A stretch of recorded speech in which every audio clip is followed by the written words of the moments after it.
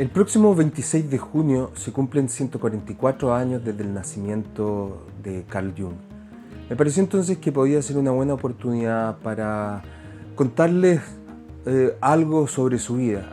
Ciertamente hay muchas biografías de Jung por internet, así que en este video me voy a centrar en 7 aspectos de la vida de Jung que son menos conocidos, sobre todo para las personas que recién se acercan a Jung y su psicología. Así que comencemos. Lo primero que les quiero contar es sobre el padre de Jung. El padre de Jung era un pastor protestante y esto sin duda generaba un clima en la casa de Jung que estaba marcado por las conversaciones religiosas y por las preocupaciones espirituales.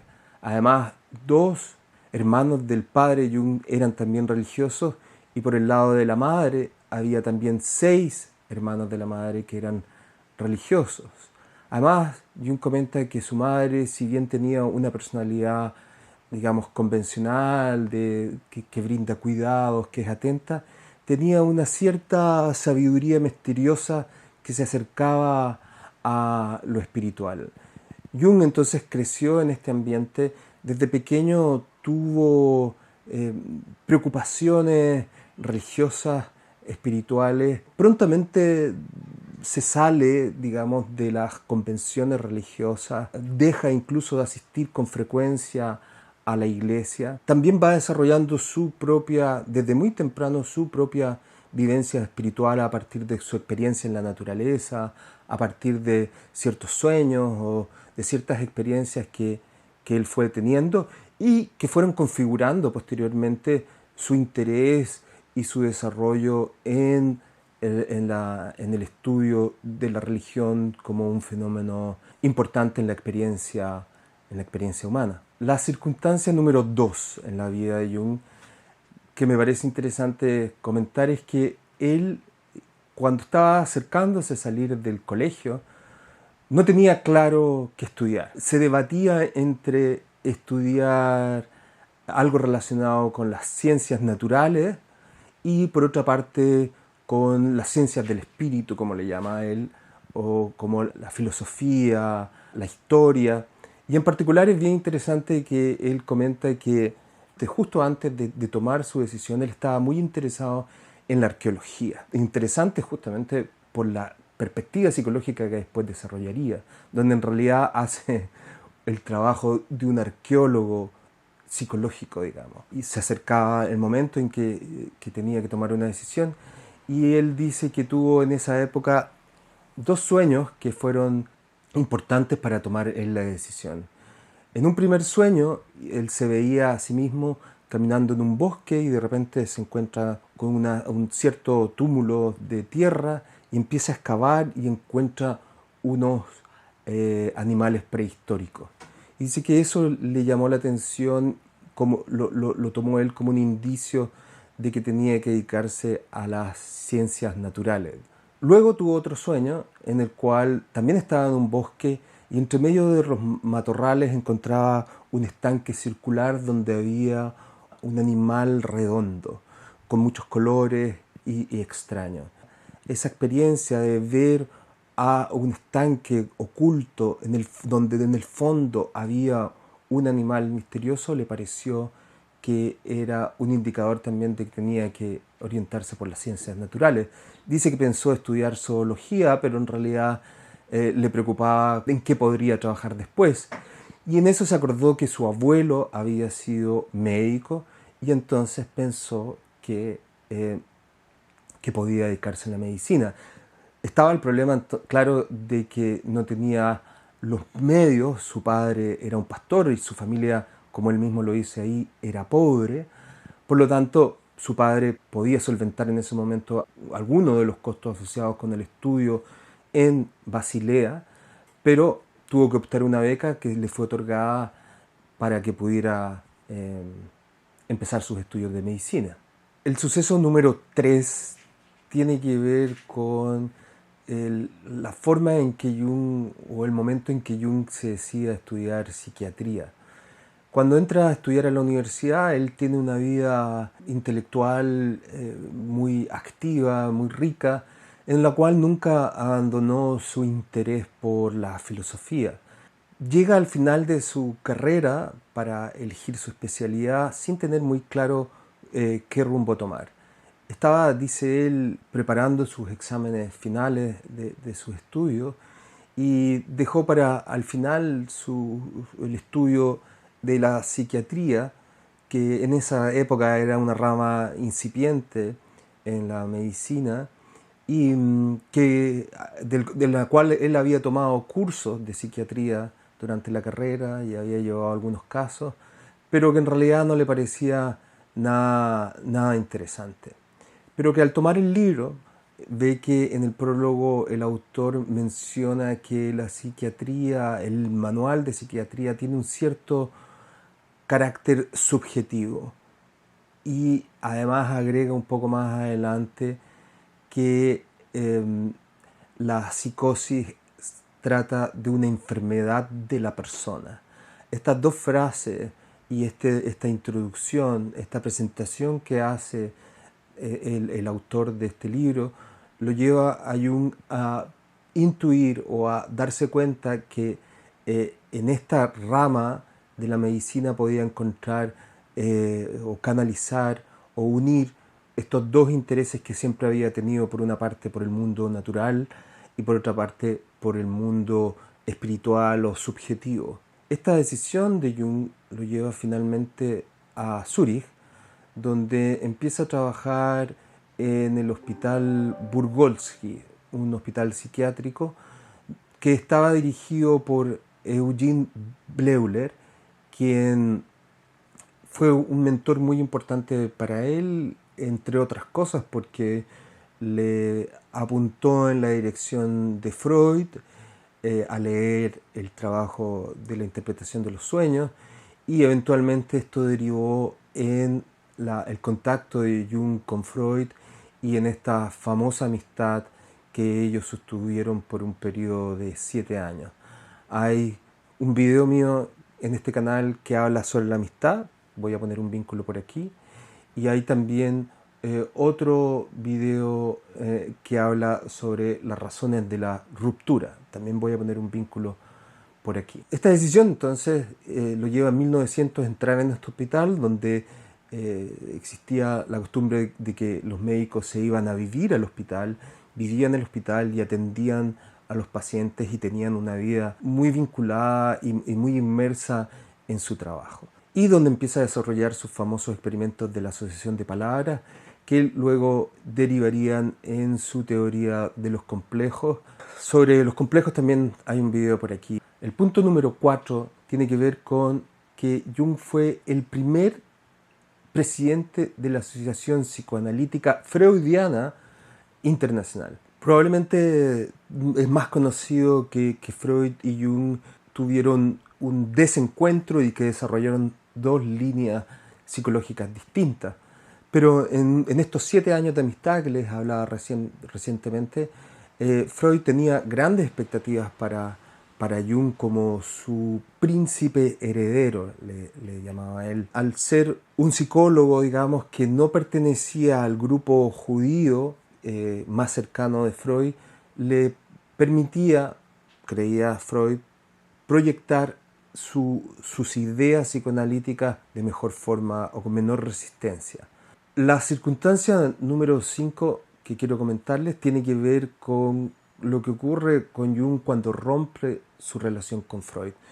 Jung entra en un periodo que él mismo reporta en el cual se sentía muy atacado. Él todavía no había desarrollado su teoría, le quedaba mucho por desarrollar, era joven todavía y había roto con una figura destacada, muy destacada, ya como la de Freud en ese momento, y se sentía, se sintió solo, se sintió atacado, se sintió aislado, y además otras circunstancias de su vida lo llevaron a entrar en una profunda crisis. Es una crisis que algunos la califican como un episodio casi psicótico. tuvo visiones y tuvo experiencias que fueron bastante... Es decir, el inconsciente se empezó a manifestar con una intensidad perturbadora. Él no encontraba tranquilidad, sentía que se estaba enfermando y él empezó a explorar con algunas técnicas distintas a las que existían y empezó a desarrollar algunas de sus técnicas más conocidas hoy en día en la psicología analítica, ¿no? Por ejemplo, desarrolló lo que se conoce como la imaginación activa, que es una técnica que puedo explicar más en detalle en otro momento, pero básicamente consistía en dejar que ciertas fantasías aparecieran y él tener una cierta conversación con estas figuras imaginarias que aparecían. Era una especie de un sueño despierto, pero en el cual él podía interactuar con estas figuras. Todas estas experiencias Jung las fue registrando en un libro, en el libro rojo.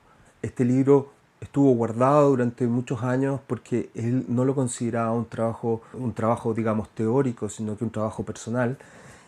Pero eventualmente la fuerza del libro, la riqueza del libro llevó a que se permitiera su divulgación primero y después su publicación, y ahora es uno probablemente de los libros más importantes en la psicología, por lo menos en la psicología analítica, en tanto que se muestra todo el proceso que vivió convulsivo, tremendamente rico en imágenes que vivió Jung en esta época y que, como él mismo dice, dio pie para todas las ideas que posteriormente él desarrollaría en su modelo teórico. Los hechos destacados número 6 tienen que ver con las colaboraciones que Jung estableció con otras personalidades, otros intelectuales, otros psicólogos.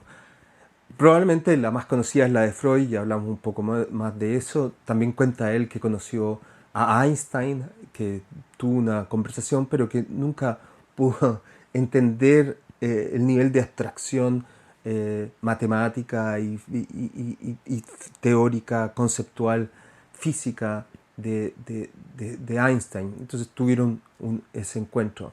Pero además también tuvo una relación mucho más prolongada con Wolfgang Pauli. Wolfgang Pauli fue un físico cuántico, premio Nobel de física, con el cual estableció una amistad y desarrollaron mutuamente, avanzaron en el desarrollo del concepto de los arquetipos. Otra colaboración también que es destacada, sobre todo para enlazarla con el siguiente punto, es la colaboración que estableció con Richard Wilhelm. Wilhelm era un estudioso de la cultura y del lenguaje chino.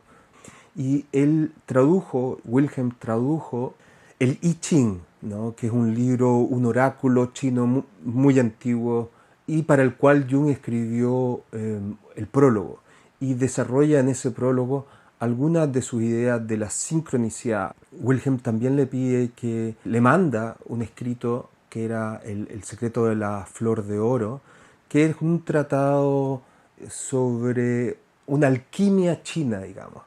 En ese tiempo, cuando Jung recibe este libro, Jung estaba estudiando la alquimia y él menciona que en este libro él encuentra un referente distinto a la tradición europea, pero que hace referencia con cierta imaginería un poco distinta al mismo proceso que hacían referencia los alquimistas europeos. Es muy importante para Jung este libro porque lo estimula a seguir trabajando y eventualmente a publicar sus trabajos sobre la alquimia.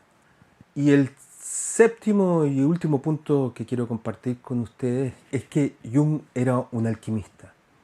Bueno, en realidad él no se dedicaba a trabajar en el laboratorio tratando de transmutar el plomo en oro, no exactamente eso, pero sí era un alquimista en el sentido en que trataba de ayudar a las personas a transformarse o a pasar desde una situación de desorden, de trastorno, de malestar, a una situación donde pudieran vivir con mayor tranquilidad. En ese sentido es que Jung ve que la alquimia es una proyección de los alquimistas de sus propios procesos de individuación. Es esta transmutación de los metales hace referencia al proceso de transformación del ser humano. El desarrollo de esta idea, el reconocimiento de esta idea, saca a la alquimia de la oscuridad, del basurero, digamos, en que estaba guardada por la ciencia que la veía